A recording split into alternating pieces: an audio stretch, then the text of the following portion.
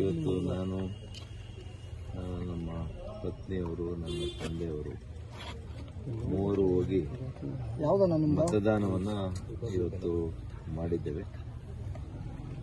ಇವತ್ತು ತಮ್ಮೆಲ್ಲರ ಮೂಲಕ ಅನೇಕ ದಿನಗಳಿಂದ, ಸುಮಾರು 3 ವಾರಗಳಿಂದ ಸತತವಾಗಿ ಹಗಲಿರುಳು ಕೂಡ ದಣಿಯದೆ, ಈ ಬಿಸಿಲಿನಲ್ಲಿ ಕೂಡ ದಣಿಯದೆ ಇವತ್ತು ಹೆಗಲಿಗೆ ಹೆಗಲು ಕೊಟ್ಟು ಕೆಲಸ ಮಾಡಿರ್ತಕ್ಕಂಥ ನನ್ನ ಪಕ್ಷದ, ಎರಡೂ ಪಕ್ಷದ ಮುಖಂಡರುಗಳು, ನಾಯಕರುಗಳು, ಕಾರ್ಯಕರ್ತ ಬಂಧುಗಳಿಗೆ ಮೊದಲನೇದಾಗಿ ನಾನು ಚಿರಋಣಿಯಾಗಿದ್ದೇನೆ. ಹೃದಯಪೂರ್ವಕವಾದಂಥ ಕೃತಜ್ಞತೆಯನ್ನು ಅವರಿಗೆ ಸಲ್ಲಿಸ್ತೇನೆ. ಅದೇ ರೀತಿ ಈ ದೇಶವನ್ನು ಗೆಲ್ಲಿಸಬೇಕು. ಈ ದೇಶದ ಭವಿಷ್ಯ ನಿಮ್ಮ ಕೈಯಲ್ಲಿದೆ, ಜನರ ಕೈಯಲ್ಲಿದೆ. ಹಾಗಾಗಿ ನಿಮ್ಮ ಮನೆ ಮಗನಾಗಿ ನಾನಿವತ್ತು ಮನವಿ ಮಾಡ್ತೀನಿ, ಚಿಕ್ಕಬಳ್ಳಾಪುರ ಕ್ಷೇತ್ರದ ನನ್ನೆಲ್ಲ ಮತ್ತು ಬಂಧುಗಳಲ್ಲಿ ನಿಮ್ಮ ಮಗನಾಗಿ ಸೇವೆ ಮಾಡಲಿಕ್ಕೆ ನನಗೊಂದು ಮತ್ತೊಂದು ಅವಕಾಶ ಕೊಡಿ. ಮಾನ್ಯ ನರೇಂದ್ರ ಮೋದಿಯವರು ಈ ದೇಶದ ಪ್ರಧಾನಿಗಳು. ಈ ದೇಶವನ್ನು ಇನ್ನಷ್ಟು ಎತ್ತರಕ್ಕೆ ತೆಗೆದುಕೊಂಡು ಹೋಗುವಂಥ ಪ್ರಾಮಾಣಿಕ ಪ್ರಯತ್ನ ಮಾಡ್ತಾರೆ.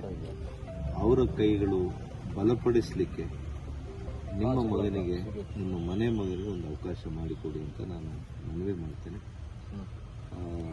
ಹಾಗೆಯೇ ಕರ್ನಾಟಕ ರಾಜ್ಯದ ಇತರೆ ಕ್ಷೇತ್ರಗಳಲ್ಲಿ ನಮ್ಮ ಪಕ್ಷದ ಜಾತ್ಯತೀತ ಜನತಾದಳದ, ವಿಶೇಷವಾಗಿ ಮಾಜಿ ಮುಖ್ಯಮಂತ್ರಿಗಳು ಕುಮಾರಣ್ಣವರು, ಇವರೆಲ್ಲರಿಗೂ ಕೂಡ ಗೆಲ್ಲಿಸಿಕೊಡಿ.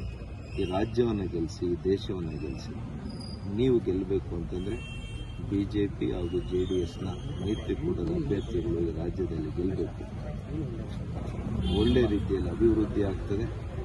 ಸ್ವಚ್ಛ ಆಡಳಿತವನ್ನು, ಪಾರದರ್ಶಕವಾದಂಥ ಆಡಳಿತವನ್ನು, ಸಮಾಜವನ್ನು, ಸಾಮಾಜಿಕ ನ್ಯಾಯಕ್ಕೆ ಒತ್ತನ್ನು, ಆರ್ಥಿಕ ಸದೃಢತೆಯನ್ನು, ಮಹಿಳಾ ಸಬಲೀಕರಣವನ್ನು, ಯುವಕರ ಸಬಲೀಕರಣ, ಪ್ರತಿಯೊಂದು ವರ್ಗದ ಏಳಿಗೆಯನ್ನು ಮಾನ್ಯ ನರೇಂದ್ರ ಮೋದಿಯವರ ನಾಯಕತ್ವ ಕೊಡುತ್ತೆ.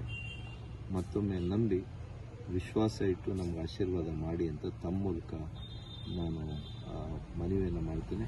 ಅದೇ ರೀತಿ ಕಳೆದ 3 ವಾರದಿಂದ ಮಾಧ್ಯಮ ಸ್ನೇಹಿತರುಗಳು ಕೂಡ ಹಗಲಿರುಳು ಕೂಡ ನಾವು ಕ್ಯಾಂಪೇನ್ ಮಾಡುವಂಥ ಎಲ್ಲ ಸ್ಥಳಗಳಿಗೆ ತಾವುಗಳು ಬಂದಿದ್ದೀರಿ, ಸೆರೆ ಹಿಡಿದಿದ್ದೀರಿ. ನಾವು ಮಾಡ್ತಾ ಇರ್ತಕ್ಕಂಥ ಪ್ರಚಾರವನ್ನು ಜನಕ್ಕೆ ತೋರಿಸ್ಕೊಟ್ಟಿದ್ದೀರಿ.